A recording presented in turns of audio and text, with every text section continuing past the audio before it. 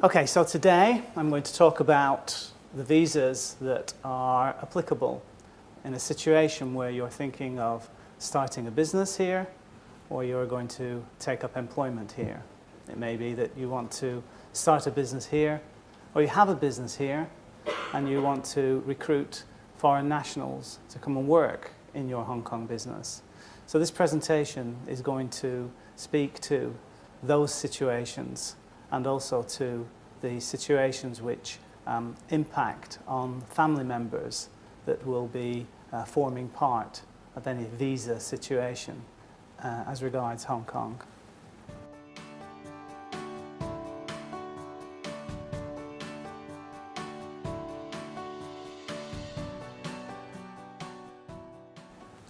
Okay, so let me start by saying that we're going to talk effectively about Hong Kong immigration and how the structure of the policy is configured.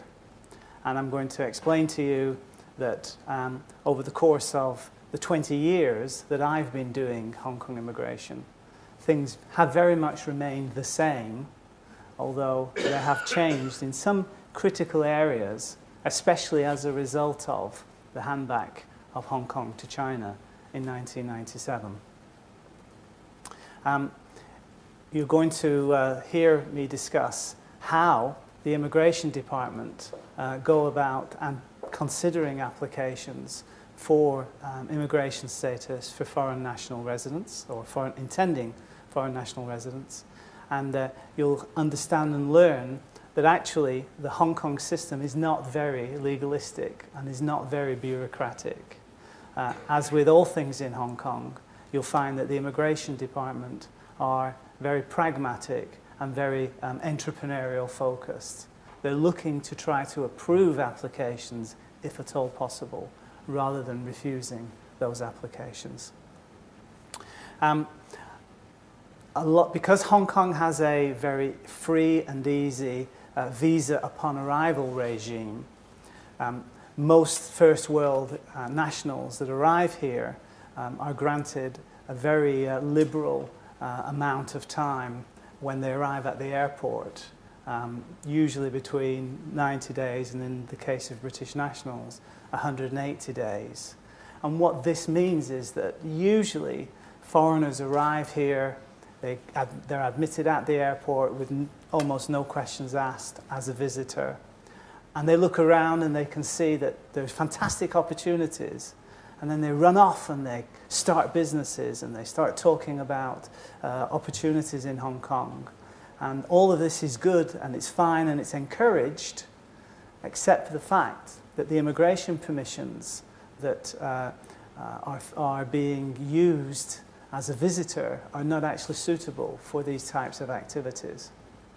So I'm going to explain to you what is permitted activity if you come as a visitor and what is not permitted activity, and how the Immigration Department distinguish the two types of activities and ensure that when you make an application for the right kind of immigration status, subsequently, you can expect that the Immigration Department will indeed approve those applications.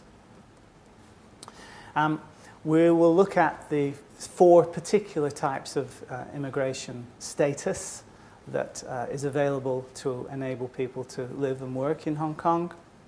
And we're going to talk about the arrangements, as I mentioned, for accompanying family members, both for the traditional family members and increasingly the non-traditional family members.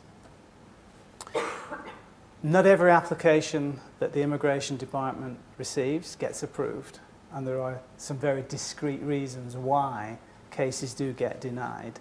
So I'm going to explain to you exactly why cases do get denied and what you can think about in order to ensure that when the applications are being anticipated, that the correct type of structure is in place so that the case will get approved rather than refused.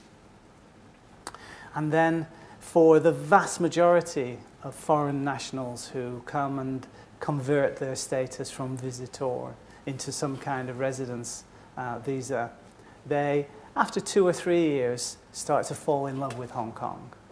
And as a result of that, there's always one eye on the long term and how can you adjust your status from an interim temporary visa, which is what everybody gets for the first 7 years of their residence here, into permanent residency.